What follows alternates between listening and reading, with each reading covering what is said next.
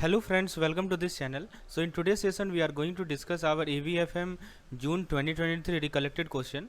यानी दोस्तों AVFM का जो हमारा जून का परीक्षा हुआ है इसमें जो क्वेश्चन पूछे गए थे एग्जामिनेशन में, तो आइए जरा डिस्कस करते हैं ताकि आपको पता चले कि किस पैटर्न से क्वेश्चन पूछा जा रहा है, किस टॉपिक का वेटेज सबसे ज़्यादा है और किस टॉपिक को आपको फर्स्ट प्रायोरिटी पे रखना है अपने प्रिपरेशन में। तो चलिए दोस्तों शुरुआत करते हैं हम लोग अपने पहले क्वेश्चन के साथ। द फर्स्ट क्वेश्चन इज़, आप देख सकते हैं पहला क्वेश्चन है, आपसे पूछा गया था कि इनमें से कौन सा स्टेप डेटा माइनिंग प्रोसेस में नहीं है। ठीक है, तो दोस्तों आपके सामने क्वेश्चन है कि which of the following is not a step in the data mining process. तो बताइए क्या सही जवाब है दोस्तों। तो फ्रेंड्स डेटा माइनिंग प्रोसेस में ऑप्शन को जरा देखते हैं। पहला ऑप्शन है हमारा कि डेटा क्लीनिंग, दूसरा ऑप्शन है डेटा एक्सप्लोरेशन, तीसरा ऑप्शन है दोस्तों डेटा मॉडलिंग और fourth option is data visualisation. तो friends please tell which of the following is not a step in the data mining process.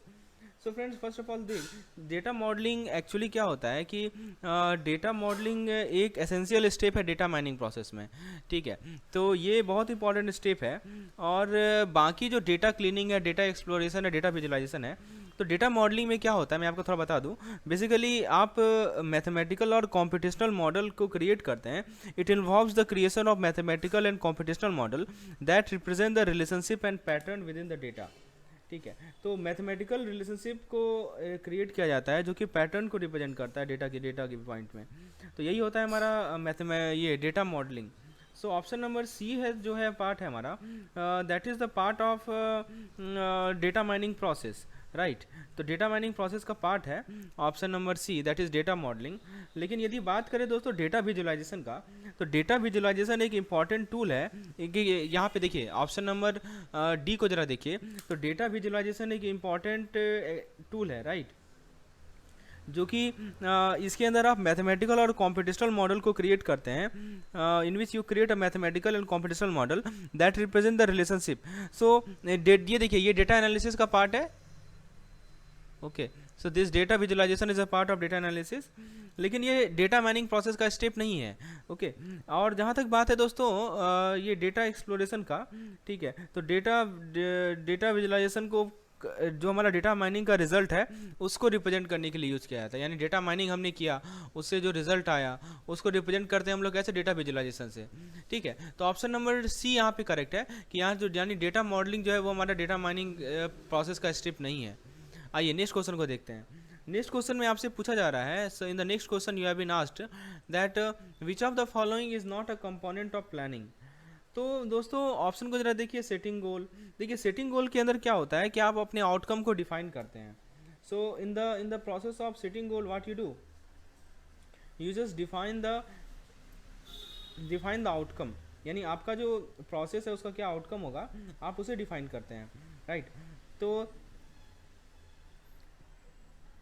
so setting involves goal setting involves determining the outcome of the process and और कोई objective हो जो individual या organisation achieve करना चाह रहे हैं।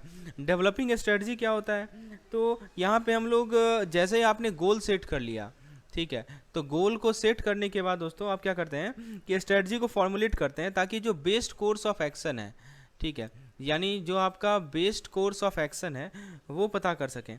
यानी ये जो गोल आपने सेट किया उसको अचीव करने के लिए आपके पास क्या बेस्ट सोर्स ऑफ एक्शन है, उसे कहा जाता है दोस्तों हमारा developing strategy. Okay, this process is called developing strategy. After आपने स्ट्रेटजी को जब डेवलप कर लिया उसके बाद बात आती है प्लान को एग्जीक्यूट करने की। तो प्लान को एग्जीक्यूट करने में क्या होता है बेसिकली, अच्छा इसको हम लोग देखेंगे। अच्छा लास्ट है कि हमारा मॉनिटरिंग एंड इवैल्यूएटिंग रिजल्ट। तो इसमें क्या होता है कि आपने प्लान और स्ट्रेटजी को इम्प्लीमेंट कर लिया, तो आप ये क्रूशियल है कि आप उसे मॉनिटर करें, राइट। आप उसे प्लान को मॉनिटर करें, आप अपने आउटकम को इवैल्यूएट करें ताकि कितना इफेक्टिव है ये पता कर सकें। To determine the effectiveness you need to monitor and evaluate result. तो इसके अंदर आप प्रोग्रेस को ट्रैक करते हैं, राइट। आप क्या करते हैं दोस्तों, प्रोग्रेस को ट्रैक करते हैं और आप परफॉर्मेंस को मेज़र करते हैं और ये देखते हैं कि गोल अचीव हो रहा है या नहीं हो रहा है। तो फ्रेंड्स आप देख सकते हैं कि यहाँ पे हमारा ऑप्शन ए है, that means goal setting, option B यानी स्ट्रेटजी डेवलपमेंट, ऑप्शन डी यानी मॉनिटरिंग एंड इवैल्यूएटिंग रिजल्ट। ये तीनों का तीनों प्लानिंग का कंपोनेंट है, लेकिन एग्जीक्यूटिंग प्लान को एग्जीक्यूट करना ये दोस्तों प्लानिंग के अंदर नहीं आता है, right. So executing the plan does not come under the planning. So hopefully आपको ये समझ में आ गया होगा कि why it is so. So plan execution does not comes under your this step. So यही इसका आंसर होगा कि हमारा जो कंपोनेंट है प्लानिंग का, उसमें प्लान को एग्जीक्यूट करना it doesn't come. Now let's come to the next question that we have. Question number 3 that was asked in this session. So friends question number 3 आपके स्क्रीन पर है. इसमें पूछा जा रहा है कि इनमें से कौन सा किसे यूज नहीं किया जाता है जब आप डिग्री ऑफ ऑपरेटिंग लीवरेज को कैलकुलेट करते हैं. डिग्री ऑफ ऑपरेटिंग लीवरेज को DOL कहा जाता है. बताइए किसे यूज नहीं किया जाता है. ऑप्शन को जरा देखिए. Contribution margin, fixed cost, variable cost, sales etcetera. देखिए दोस्तों, सबसे पहले मैं आपको डिग्री ऑफ ऑपरेटिंग लीवरेज के बारे में थोड़ा जानकारी दे दूं. बेसिकली ये क्या है, एक फाइनेंशियल मैट्रिक है जो कि कंपनी के ऑपरेटिंग इनकम, देखिए कंपनी का अपना एक ऑपरेटिंग इनकम होता है, ठीक है. तो कंपनी का जो ऑपरेटिंग इनकम है वो कितना ज़्यादा सेंसिटिव है. किससे सेंसिटिव है? तो कंपनी का जो ऑपरेटिंग इनकम वो कितना ज़्यादा सेंसिटिव है चेंज इन सेल्स से. सेल्स में चेंज होने के कारण कंपनी का ऑपरेटिंग इनकम में क्या इफेक्ट पड़ रहा है, ये हमें डिग्री ऑफ ऑपरेटिंग लीवरेज बताता है. That's called DOL. तो DOL से हमें जानकारी मिलती है कि how much sensitive is company operating income with respect to the sales. तो फ्रेंड्स बेसिकली जब भी आप डिग्री ऑफ ऑपरेटिंग लीवरेज को निकालते हैं तो उसके लिए कुछ कंपोनेंट्स की रिक्वायरमेंट होती है. तो जैसे देखिए फिक्स्ड कॉस्ट, ठीक है. तो थोड़ा सा मैं आपको आइडिया दे दूं फिक्स्ड कॉस्ट के बारे में ताकि आपका कंसेप्ट क्लियर रहे और इस प्रकार के क्वेश्चन यदि एग्जाम में आए तो आप उसका जवाब दे पाएँ सही तरीके से. So let me give you some insight regarding this. So friends here fixed cost. बताइए फिक्स्ड कॉस्ट क्या होता है. तो एज अ नेम सजेस्ट, नाम से ही क्लियर है दोस्तों. फिक्स्ड कॉस्ट यानी वैसा कॉस्ट जो कि चेंज नहीं होगा, right. So let me give you some example to make this concept more clear. So friends fixed cost का आपको मैं एग्जांपल प्रोवाइड करता हूँ. तो देखिए वैसा एक्सपेंस जो कि क्या रहेगा, कांस्टेंट रहेगा, राइट. तो दूसरा है हमारा वेरिएबल कॉस्ट. वेरिएबल कॉस्ट वैसा कॉस्ट होता है जो कि फ्लक्चुएट करता है. कुछ कॉस्ट होता है जो कि फ्लक्चुएट करते हैं, उससे हम लोग वेरिएबल कॉस्ट कहते हैं. तो जैसे जैसे सेल्स बढ़ेगा या घटेगा, ठीक है, तो ये सभी कॉस्ट फ्लक्चुएट करेंगे. जबकि फिक्स्ड कॉस्ट क्या होगा, सेल्स बढ़ने या घटने से कोई फ्लक्चुएशन सेल्स में नहीं होता है, ठीक है. Sorry, fixed cost, variable cost fixed cost में नहीं होता है. नेक्स्ट है हमारा सेल्स. सेल्स क्या रिप्रेजेंट करता है? सेल्स रिप्रेजेंट करता है टोटल रिवेन्यू. सेल्स रिप्रेजेंट करता है दोस्तों टोटल रिवेन्यू, कितना प्रोडक्ट के सेल से जनरेट हुआ है. तो आप देख सकते हैं कि फिक्स्ड कॉस्ट हो, वेरिएबल कॉस्ट हो या सेल्स हो, ये तीनों को हम कंसीडर करते हैं जब हम लोग DOL निकालते हैं. लेकिन जो हमारा कंट्रीब्यूशन मार्जिन है इसको डायरेक्टली कंसिडर नहीं किया जाता है. बेसिकली कंट्रीब्यूशन मार्जिन होता क्या है, देखिए ये तरीका है एक क्वेश्चन से 4 चीज़ समझने का. मैं आपको एक एक चीज़ समझा रहा हूँ. और दोस्तों हमारा जो MCQ सेशन है, मेरा प्रयास यही रहता है कि मैं आपको एक एक ऑप्शन को समझाऊँ ताकि एक MCQ से 4 MCQ यदि पूछा जाए तो आप उसका जवाब दे पाएं. सो let's see what is the meaning of contribution margin. तो बेसिकली जो हमारा सेल्स रिवेन्यू है, ठीक है, जो हमारा सेल्स रिवेन्यू है और जो हमारा वेरिएबल कॉस्ट है, तो इन दोनों के बीच का डिफरेंस को हम लोग कंट्रीब्यूशन मार्जिन कहते हैं. तो कंट्रीब्यूशन मार्जिन का फॉर्मूला है ये sales revenue minus variable cost. तो ये होता क्या है, कितना रिवेन्यू आपके पास अवेलेबल है कि आप फिक्स्ड कॉस्ट और कंट्रीब्यूट कर सके कंपनी के ऑपरेटिंग इनकम में, ये होता है हमारा कंट्रीब्यूशन मार्जिन. तो होपफुली आपको समझ में आ गया होगा कि जब भी आप DOL निकालेंगे तो फिक्स्ड कॉस्ट लेंगे, वेरिएबल कॉस्ट लेंगे, सेल्स लेंगे, लेकिन कंट्रीब्यूशन मार्जिन नहीं लेंगे. सो फ्रेंड्स, आप यदि CIV की प्रिपरेशन कर रहे हैं आगामी नवंबर में जो हमारा CIV का एग्जाम है इसके लिए, then you can take help of our study material. Basically हमारा ऐप है JIV and CIV made simple, जिसको आप प्ले स्टोर से डाउनलोड कर सकते हैं. इसमें दोस्तों मैं डेली फ्री कंटेंट प्रोवाइड कर रहा हूँ डेली क्विजेस के फॉर्म में. मैं तो आपको पेजेस नंबर बताता हूँ कि हाँ आपको इस पेज से आज पढ़ना है और उसके बेसिस पे क्विज कंडक्ट किए जाते हैं जिसको आप फ्रीली देख सकते हैं without any cost.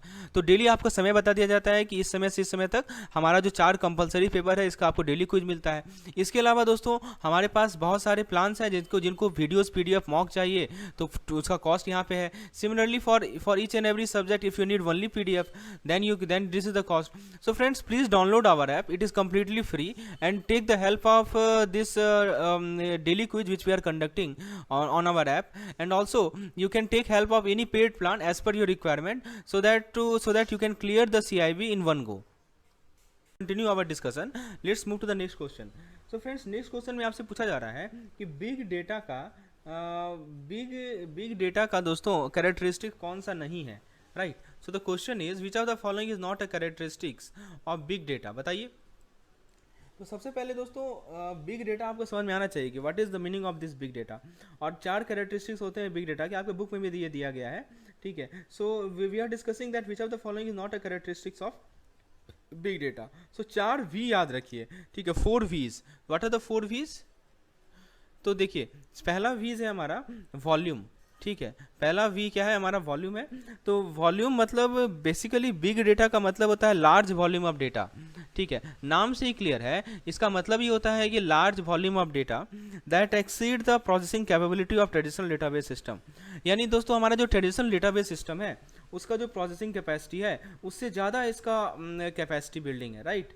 So this is called big data. The first V is related to volume, okay. Now let's see the next V. तो नेक्स्ट वी क्या है हमारा? सो नेक्स्ट वी है हमारा velocity, okay. First is volume, next V is velocity. तो बताइए velocity किससे related है? What is velocity related to? So as a name suggest, velocity increase, velocity represent motion, right. Velocity क्या represent करता है? Motion. तो बेसिकली वेलोसिटी का मतलब किस स्पीड से डेटा को आप जनरेट कर रहे हैं, उसको कलेक्ट कर रहे हैं, उसे प्रोसेस कर रहे हैं। तो बिग डेटा के अंदर रियल टाइम या near real time data stream होता है, जिसको आप क्विकली और आसानी से कैप्चर कर सकते हैं। नेक्स्ट है दोस्तों हमारा वेराइटी, ठीक है। वेराइटी का मतलब क्या होता है कि कितना डाइवर्सिटी है, कितना हेट्रोजेनिटी है डेटा टाइप का और रिसोर्सेज का। तो वेलोसिटी हो, वेराइटी हो, वेरासिटी हो, these are the characteristics of big data. Next question है दोस्तों एसपीएसी से रिलेटेड। तो एसपीएसी में पूछा जा रहा है कि इनमें से कौन सा रिस्क एसोसिएटेड नहीं है एसपीएसी से।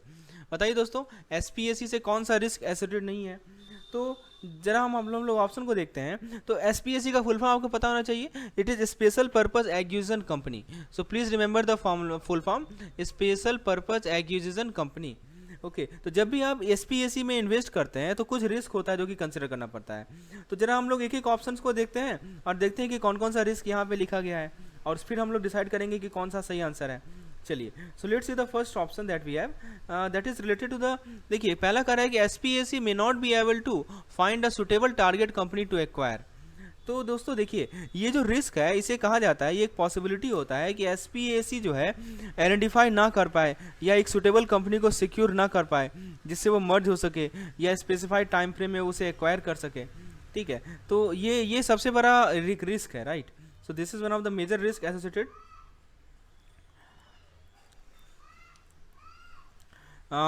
So this is SPSC may not be able to find a suitable target company to acquire.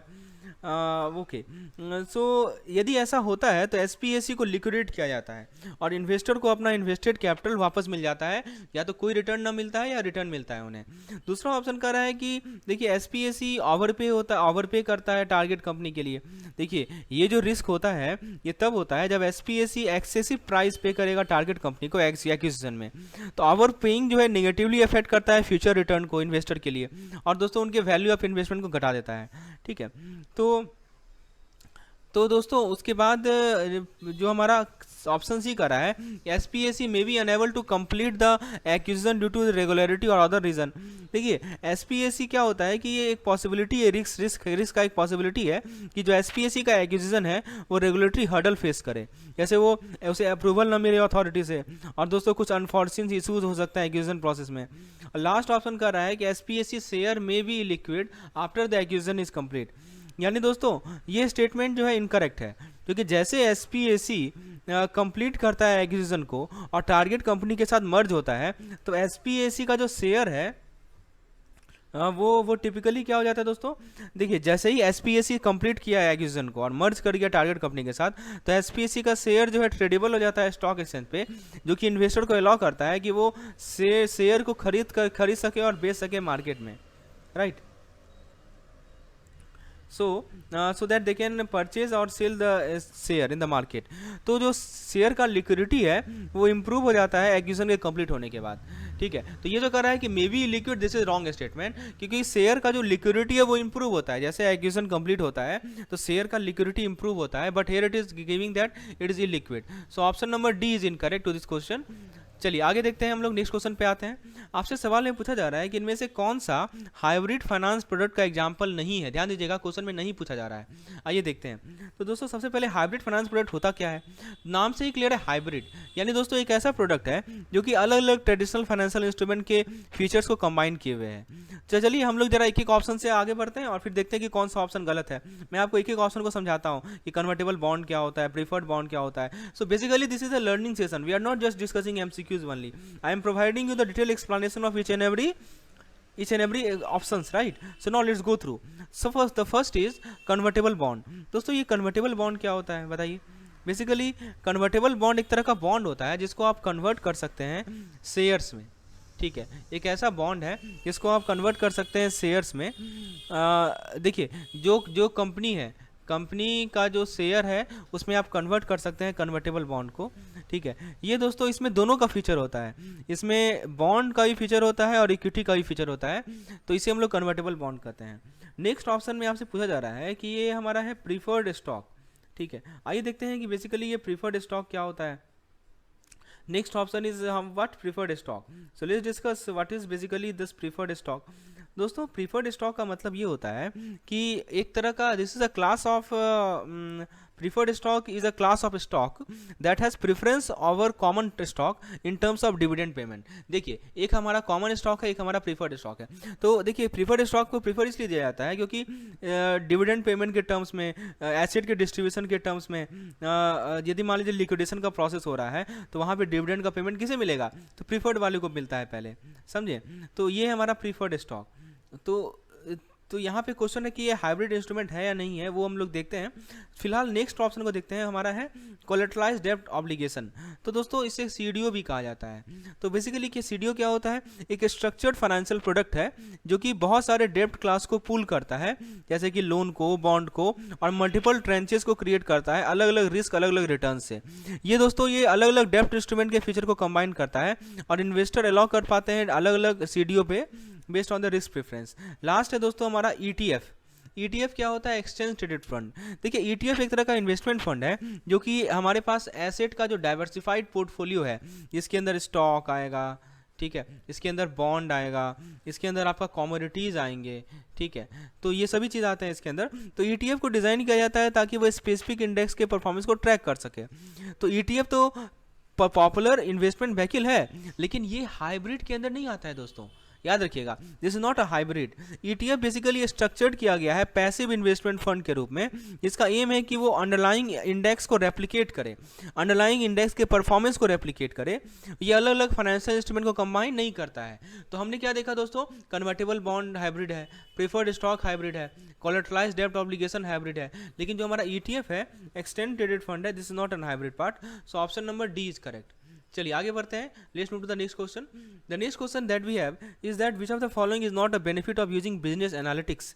यानी दोस्तों सवाल में ये पूछा जा रहा है कि आप यदि बिजनेस एनालिटिक्स को यूज करते हैं तो इनमें से कौन सा फीचर बिजनेस एनालिटिक्स का नहीं है। चलिए ऑप्शन को जरा देखते हैं।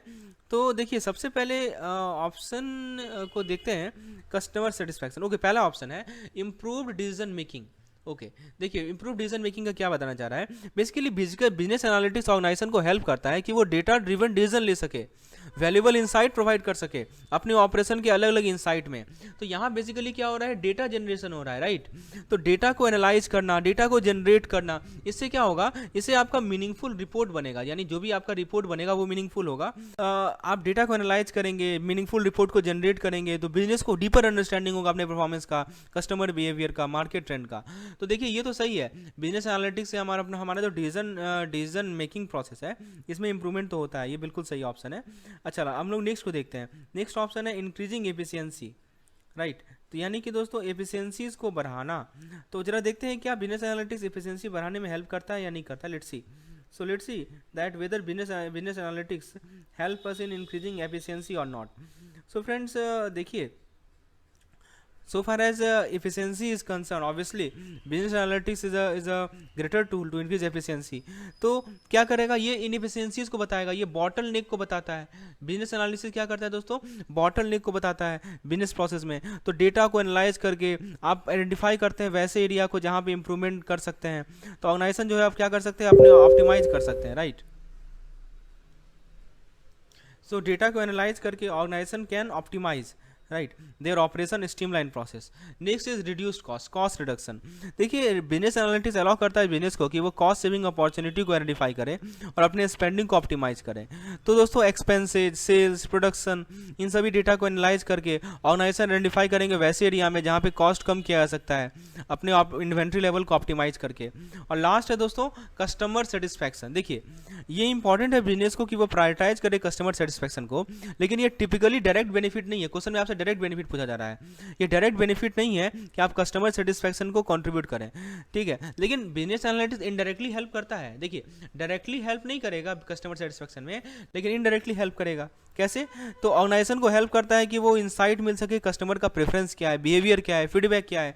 इन सभी इंसाइट को यूज करके आप टारगेटेड मार्केटिंग कैंपेन बना सकते हैं, कस्टमर एक्सपीरियंस को पर्सनलाइज कर सकते हैं और प्रोडक्ट और सर्विस ऑफरिंग को इंप्रूव कर सकते हैं। दोस्तों सवाल ये था कि कौन सा बेनिफिट नहीं है, तो ऑप्शन नंबर डी करेक्ट है, यानी कि ऑप्शन नंबर डी हमारा जो है बिजनेस एनालिटिक्स का बेनिफिट नहीं है। आइए नेक्स्ट क्वेश्चन को देखते हैं। Let's see the next question.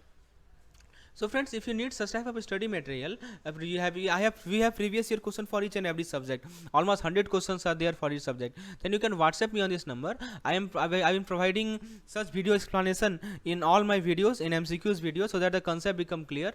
Now let's move to the next question that we have. The question is, which of the following statement is true about mezzanine financing? चलिए देखते हैं। तो देखिए बेसिकली ये मेज़ाइन financing एक हाइब्रिड फॉर्म ऑफ फाइनेंसिंग होता है जो कि दोनों डेब्ट और इक्विटी दोनों को कंबाइन करता है। इट कंबाइंस बोथ डेब्ट एंड इक्विटी, राइट। और एक तरह का मेज़ाइन फाइनेंस टिपिकली यूज किया जाता है कंपनी के द्वारा ताकि वो कैपिटल को रेज कर सके एक्सपेंशन के लिए, एक्विजिशन के लिए, स्ट्रक्चरिंग के लिए। तो जरा ऑप्शन को देखते हैं। पहला ऑप्शन कह रहा है कि it is a type of debt financing that is subordinate to the senior डेब्ट बट सीनियर टू इक्विटी।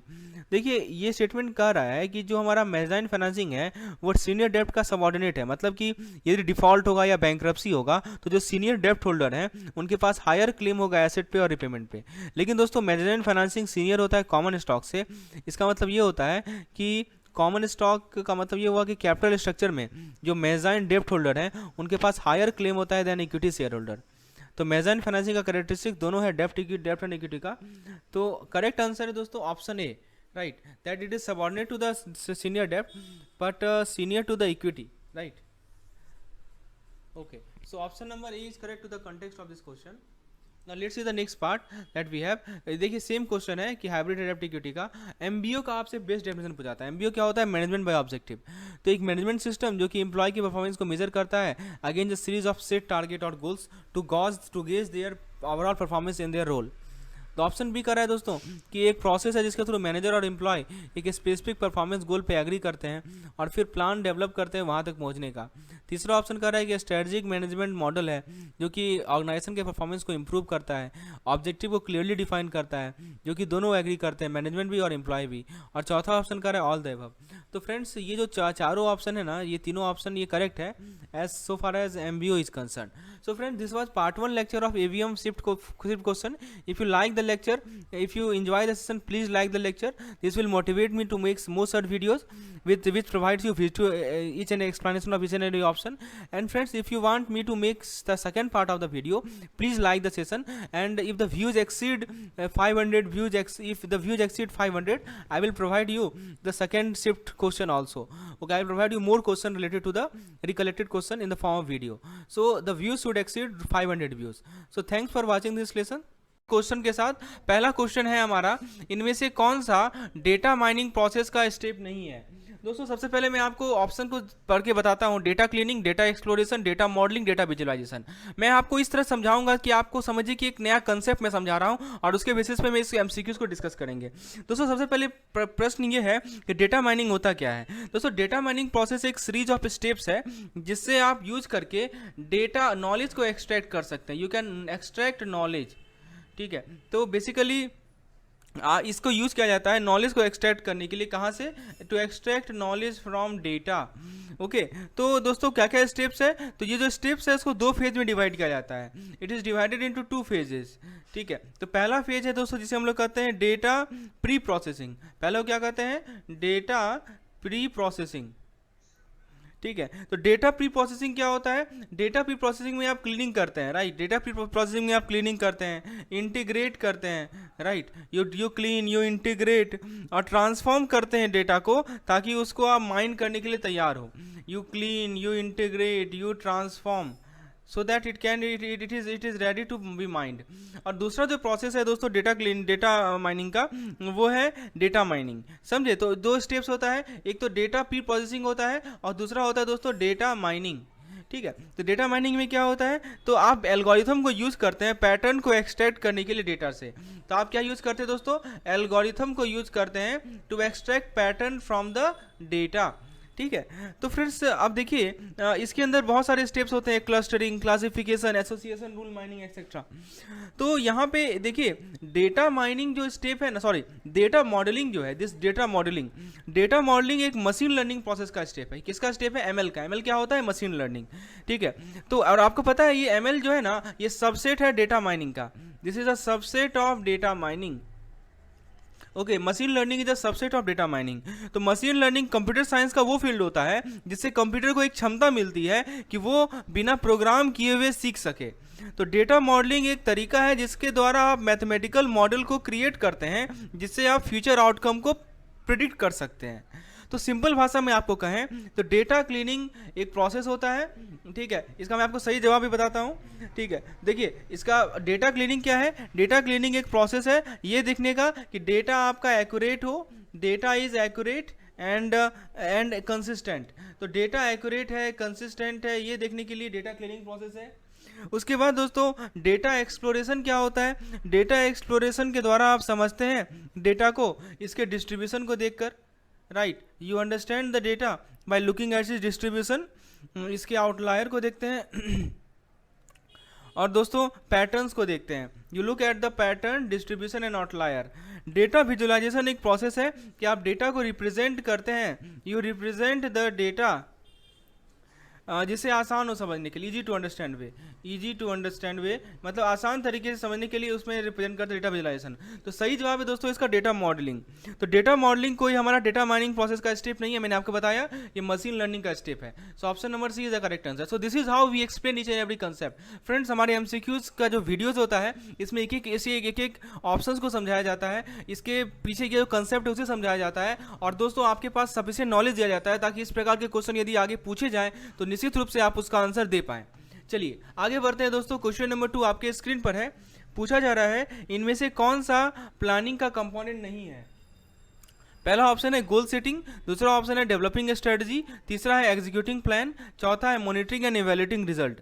दोस्तों प्लानिंग एक प्रोसेस होता है जिसके अंदर आप गोल को सेट करते हैं, आप स्ट्रेटजीज को डेवलप करते हैं, आप प्लान्स को एग्जीक्यूट करते हैं और रिजल्ट को मॉनिटर करते हैं और इवैल्यूएट करते हैं, राइट।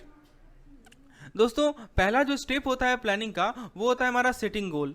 यानी इसके अंदर क्या होता है, आप ये पता लगाते हैं कि आप क्या अचीव करना चाहते हैं, what you want to achieve, ये देखते हैं। नेक्स्ट स्टेप होता है हमारा डेवलपिंग स्ट्रेटजीज। तो डेवलपिंग स्ट्रेटजीज अगला स्टेप है। इसके अंदर आप आइडेंटिफाई करते हैं कि क्या क्या स्टेप लिया जाए, what are the steps that need to be taken to achieve your goals, ठीक है। और दोस्तों नेक्स्ट स्टेप है हमारा monitoring and evaluating results. Execute करना भी जरूरी है। देखिए ये जो एग्जीक्यूटिंग प्लान है ना ये हमारा प्लानिंग का कंपोनेंट नहीं है, क्योंकि दोस्तों ये एक्चुअल प्लान्स का इम्प्लीमेंटेशन है जिसको हमने ऑलरेडी डेवलप किया। हमने दोस्तों प्लान्स को क्या किया, डेवलप किया और फिर आप उसके इम्प्लीमेंटेशन की बात आती है तो वही इम्प्लीमेंटेशन को हम लोग एग्जीक्यूटिंग कहते हैं। तो गोल को सेट करना मतलब ये पता लगाना कि आप क्या करना चाह रहे हैं, स्ट्रेटजी डेवलप करना मतलब कि आप कैसे वहाँ जा रहे हैं, प्लान को एग्जीक्यूट करना दोस्तों ये मतलब ये हुआ कि आप क्या क्या स्टेप्स लेंगे वहाँ तक पहुँचने के लिए, और मॉनिटर करना, रिजल्ट को इवैल्यूएट करना, आप ये चेक कर रहे हैं कि आप ट्रैक पे है या नहीं है और जो एडजस्टमेंट होगा वो आप लें। तो सही जवाब है दोस्तों इसका option number C executing plan, क्योंकि executing plan is not a part of the planning process itself, ये प्लान का इम्प्लीमेंटेशन है जिसको ऑलरेडी डेवलप किया जा चुका है। तो फुली समझ में आया होगा आपको इसका सही जवाब ऑप्शन नंबर सी क्यों सही है। चलिए आगे देखते हैं दोस्तों नेक्स्ट क्वेश्चन। नेक्स्ट क्वेश्चन में आपसे पूछा जा रहा है इनमें से किसे कंसीडर नहीं किया जाता जब आप degree on off operating leverage यानी DOL को कैलकुलेट करते हैं। तो DOL को कैलकुलेट करने में इनमें से किसे कंसीडर नहीं किया जाता? ऑप्शन है contribution margin, fixed cost, variable cost, sales. हमने अपने थ्योरी वीडियो में अच्छे से समझाया है दोस्तों DOL का क्या सिग्निफिकेंस है। DOL का पे दोस्तों हम लोगों ने सफिशिएंट न्यूमेरिकल को डिस्कशन किया है। आज के ये सवाल जो पूछा गया था जून 2023 के एग्जामिनेशन में, इनमें से किसे कंसीडर नहीं किया जाता है DOL के कैलकुलेशन में? दोस्तों DOL होता क्या है? DOL एक मेजर है कितना सेंसिटिव एक कंपनी का ऑपरेटिंग इनकम है to the change in sale. देखिए दो टर्म होता है, एक टर्म होता है दोस्तों ऑपरेटिंग इनकम और दूसरा टर्म होता है चेंज इन सेल। दूसरा टर्म होता है दोस्तों चेंज इन सेल। तो ऑपरेटिंग इनकम कितना ज़्यादा सेंसिटिव है चेंज सेल में चेंज होने से, ये हमारी DOL बताता है। इसको कैसे कैलकुलेट करते हैं? इसको सिंपल से कैलकुलेट करने का तरीका है कि जो कंट्रीब्यूशन मार्जिन है उसे नोमिनेटर में लिख दीजिए और जो ऑपरेटिंग इनकम है और जो आपका ऑपरेटिंग इनकम है उसको डिनोमिनेटर में लिख दीजिए, दोनों को डिवाइड कर दीजिए। Contribution margin upon operating income ये क्या दे देगा आपको? DOL दे देगा, डिग्री ऑफ ऑपरेटिंग लीवरेज दे देगा। दोस्तों थोड़ा सा मैं आपको कंट्रीब्यूशन मार्जिन के बारे में बता दूं। ये ऑप्शन ये जो है कंट्रीब्यूशन मार्जिन का रहा है। तो बेसिकली सेल्स और जो आपका वेरिएबल कॉस्ट है इसके बीच का जो डिफरेंस होता है उसे हम लोग कंट्रीब्यूशन मार्जिन कहते हैं।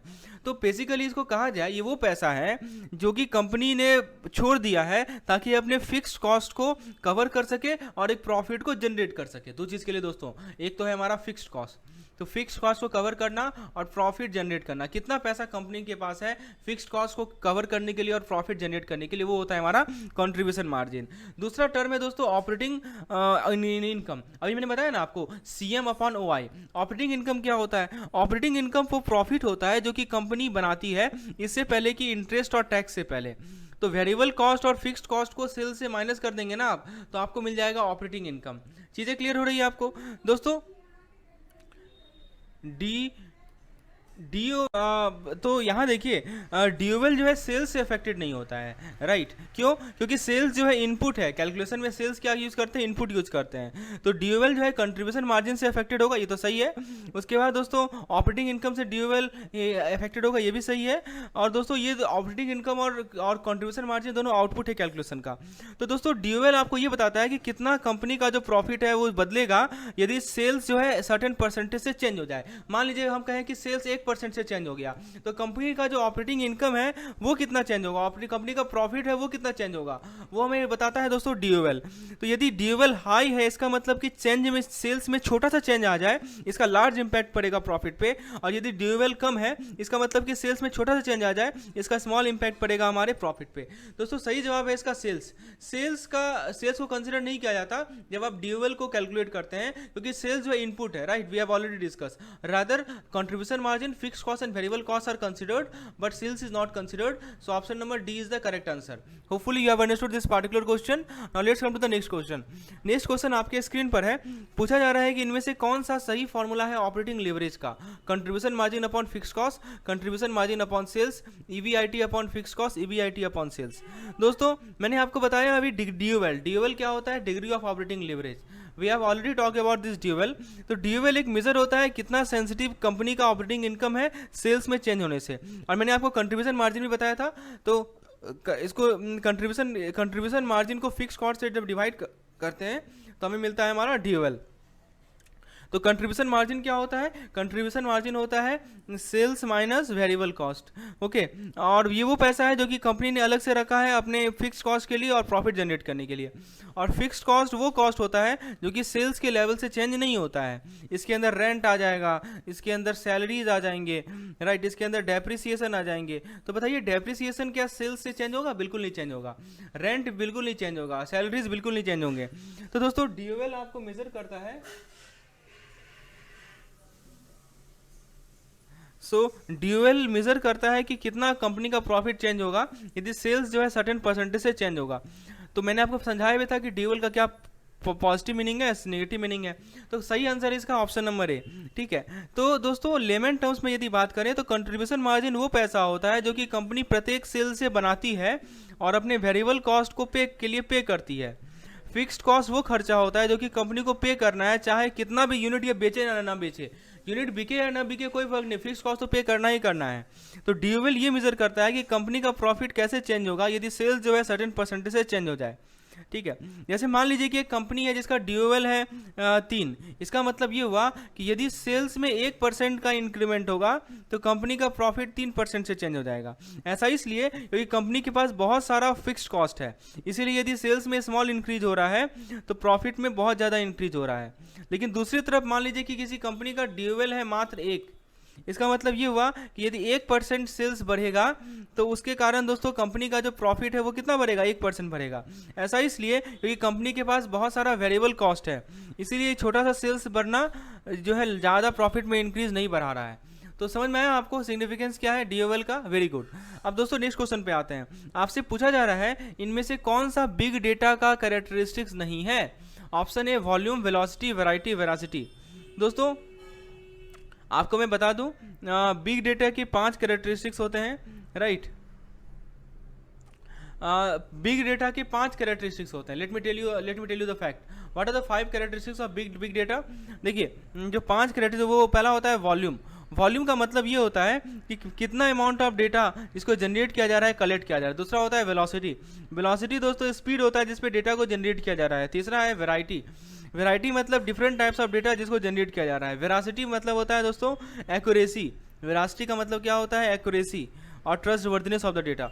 और लास्ट होता है दोस्तों वैल्यू। वैल्यू क्या होता है कि पोटेंशियल इनसाइट जो कि आप डेटा से जनरेट कर सकते हैं। तो दोस्तों वेलोसिटी का ये जो वेलोसिटी का गला कैरेक्टरिस्टिक्स है ना, ये सभी तरह के बिग डेटा के लिए एप्लीकेबल नहीं होता है। जैसे मैं आपको एग्जांपल बताऊं, कुछ बिग डेटा दोस्तों ना स्टैटिक होते हैं, कुछ बिग डेटा क्या होते हैं? स्टैटिक होते हैं, और वो ओवर द टाइम चेंज नहीं होते। इसलिए दोस्तों वेलोसिटी कोई जरूरी कैरेक्टरिस्टिक्स नहीं है, राइट। तो इसीलिए दोस्तों कुछ डेटा स्टैटिक नेचर के होते हैं, उनमें वेलोसिटी होता ही नहीं है। So that's why velocity is not a necessary characteristics. दोस्तों वेलोसिटी एक स्पीड होता है जिस स्पीड से आप डेटा को जनरेट कर रहे हैं। जैसे मान लीजिए सोशल मीडिया है, सोशल मीडिया से जो डेटा जनरेट किया जा रहा है वो बहुत ही हाई वेलोसिटी का है।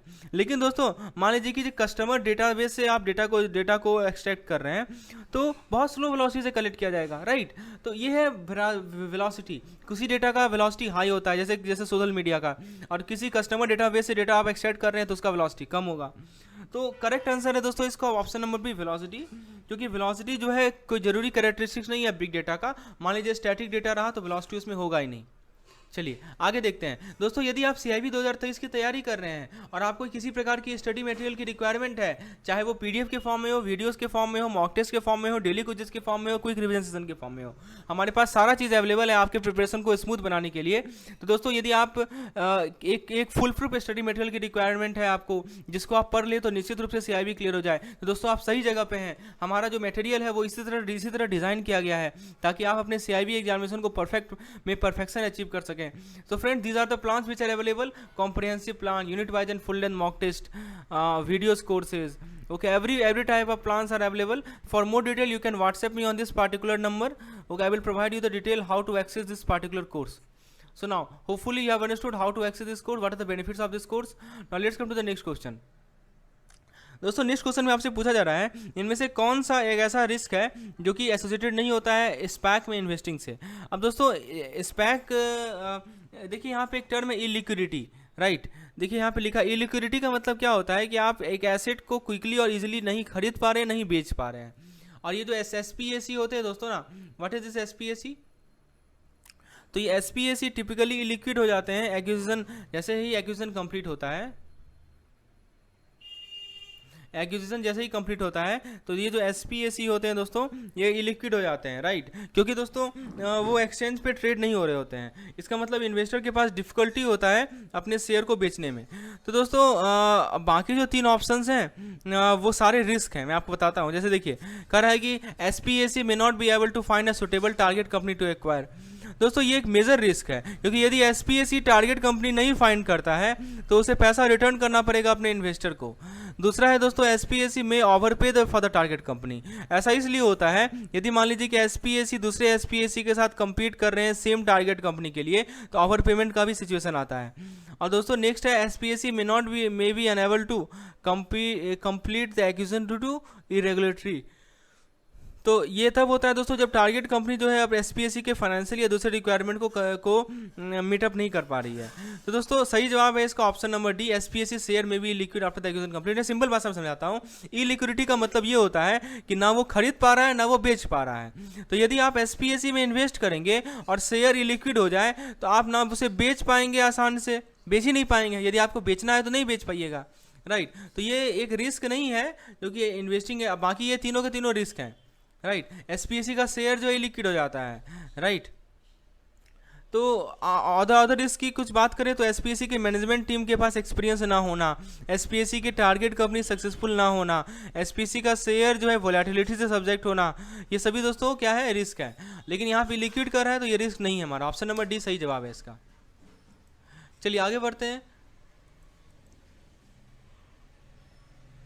नेक्स्ट क्वेश्चन में पूछा जा रहा है इनमें से कौन सा हाइब्रिड फाइनेंस प्रोडक्ट का एग्जांपल नहीं है। विच of the following is not an example of hybrid finance product. बताइए, convertible bond, preferred stock, collateralised डेब्ट ऑब्लिगेशन, एक्सचेंज ट्रेडेड फंड।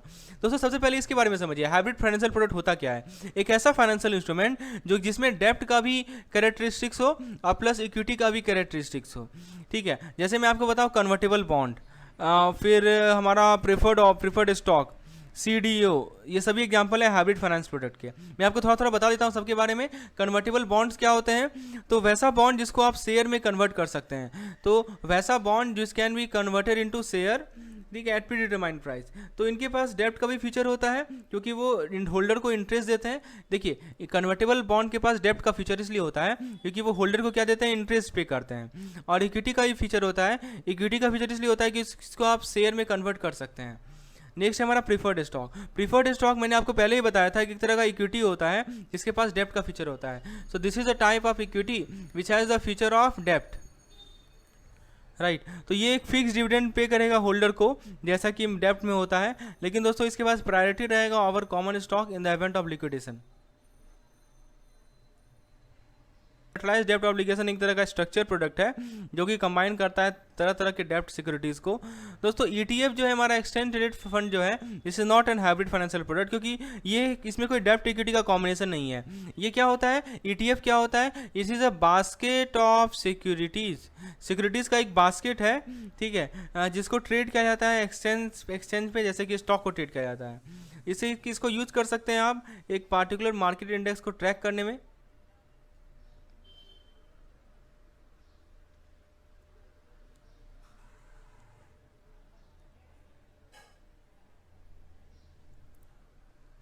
सो हाइब्रिड फाइनेंशियल प्रोडक्ट एक ऐसा फाइनेंशियल इंस्ट्रूमेंट होता है जिसके पास कुछ कैरेक्टरिस्टिक्स होते हैं डेब्ट के, कुछ होते हैं इक्विटी के। ईटीएफ हाइब्रिड फाइनेंशियल प्रोडक्ट नहीं है क्योंकि इसमें कोई डेब्ट इक्विटी का कॉम्बिनेशन नहीं है, और ये सिक्योरिटी का बास्केट होता है जिसको एक स्टॉक एक्सचेंज पर ट्रेड किया जाता है जैसे स्टॉक। चलिए आगे देखते हैं, let's see the next question.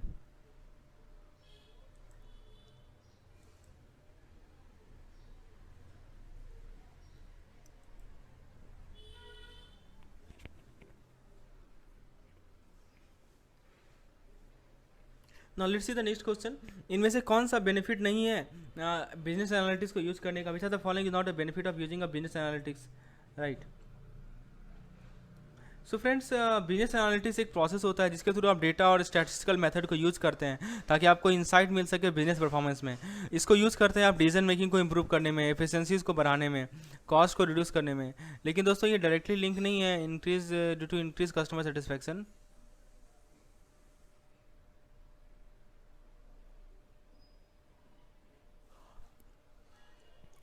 So friends, ये जो हमारा कस्टमर सेटिस्फैक्शन है, यहाँ पे देखिए ऑप्शन डी लिखा हुआ है कस्टमर सेटिस्फैक्शन, यही सही जवाब है इसका। सो कस्टमर का जो सेटिस्फैक्शन है वो इन्फ्लुएंस होता है बहुत सारे फैक्टर से, जैसे प्रोडक्ट का क्वालिटी क्या है, सर्विसेज का क्वालिटी क्या है, कस्टमर सर्विस का लेवल क्या है, ओवरऑल कस्टमर एक्सपीरियंस क्या है। दोस्तों बिजनेस एनालिटिक्स को यूज़ किया जाता है ताकि आप इनमें से कुछ फैक्टर्स को इम्प्रूव कर सकते हैं।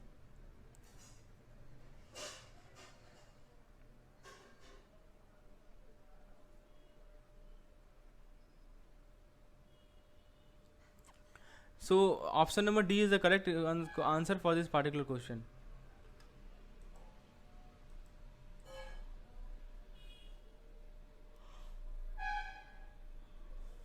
इन the next question it has been asked, इनमें से कौन सा स्टेटमेंट सही है मेजाइन फाइनेंसिंग के बारे में। तो आइए देखते हैं मेजाइन फाइनेंसिंग होता क्या है। मेजाइन फाइनेंसिंग एक तरह का हाइब्रिड फाइनेंसिंग है, इसके पास दोनों कैरेक्टरिस्टिक होता है, डेप्ट का भी इक्विटी का भी। ये सबऑर्डिनेट होता है सीनियर डेप्ट से, लेकिन सीनियर होता है इक्विटी से।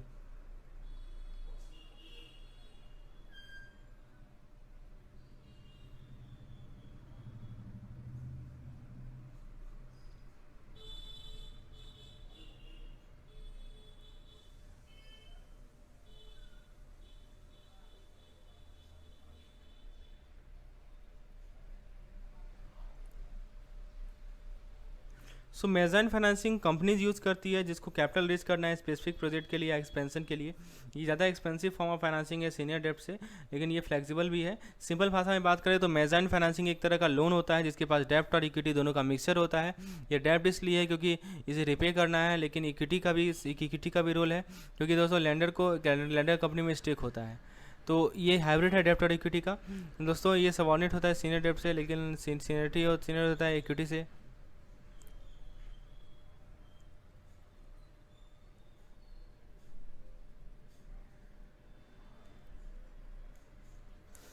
So this is all about mezzanine financing. Next question है कि इनमें से कौन सा मेजाइन फाइनेंसिंग का फीचर नहीं है। मैंने आपको बताया कि मेजानाइन फाइनेंसिंग एक हाइब्रिड है डेब्ट और इक्विटी फाइनेंसिंग का। इसे ग्रोथ को फाइनेंस किया जाता है, एक्सपेंशन पीरियड को फाइनेंस किया जाता है। इसमें हाई इंटरेस्ट रेट होता है ट्रेडिशनल डेब्ट फाइनेंसिंग से, लेकिन दोस्तों ये सिक्योर्ड नहीं होता है बोरोवर के एसेट से। इसका मतलब ये हुआ कि लैंडर के पास कोई क्लेम नहीं होता है बोरोवर के एसेट का यदि बोरोवर डिफॉल्ट करता है। तो मेजाइन फाइनेंसिंग एक तरह का लोन है जिसमें डेप्ट और इक्विटी का मिक्सचर है। दोस्तों ये डेप्ट की तरह है क्योंकि इसको रिपे करना है, और इक्विटी की तरह है क्योंकि लैंडर के पास स्टेक होता है कंपनी में। लेकिन डेप्ट की तरह मेजाइन फाइनेंसिंग में डिफरेंस क्या है कि mezzanine financing is not secured by borrower asset. इसका मतलब लैंडर के पास कोई गारंटी नहीं है कि they will be repaid if the borrower default on the loan.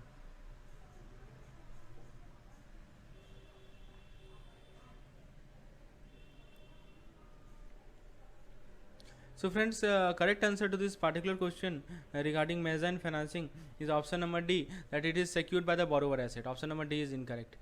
MBO का बेस्ट डेफिनेशन क्या है? Management system that measures employ performance against a series of set of target goals to gauge their overall performance.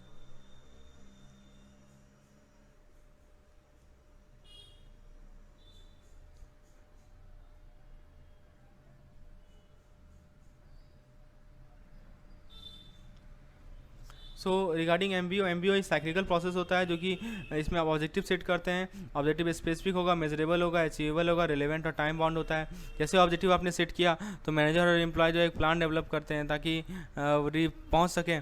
So to reach them the plan should include the task that ready to be completed.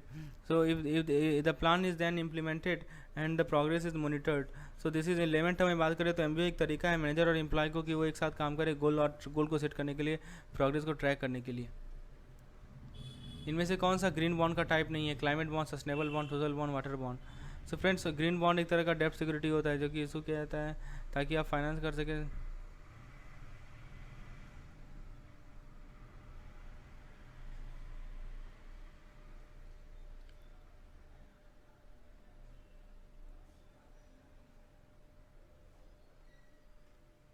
These are the plans which are available for CIB comprehensive course, CIB PDF plan, CIB mock test plan. So friends, similarly we have more questions. So if you are interested for such type of MCQs, previous year questions, then please WhatsApp me on the particular number, and also install our app JIB and CIB Made Simple, and click on this 3 dot. After installation you will be directed to free material section. free material section में दोस्तों आपको videos available मिल जाएंगे, daily quizzes मिल जाएंगे, कुछ PDF मिल जाएंगे previous year question के। तो जरूर ऐप को इंस्टॉल कर लें। बहुत सारा मटेरियल फ्रीली मैं प्रोवाइड कर रहा हूँ अपने कैंडिडेट्स के लिए, which are very important from examination point of view. So hopefully you enjoy today's session. If you enjoy today's session, please like the videos, share the videos, do subscribe our channel and also hit the bell icon ताकि आपको instant notification मिल जाए।